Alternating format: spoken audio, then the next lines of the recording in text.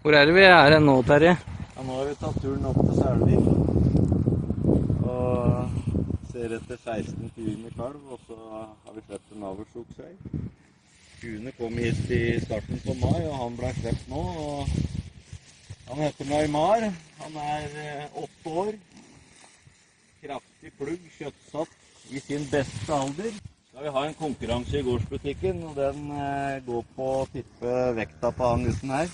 Så da må du møte opp i gårdsbutikken, og så må du skrive navnet ditt på en lapp, og så telefonnummer og kiloen som du tror den veier. Så lykke til. Hvor mye veier Neymar?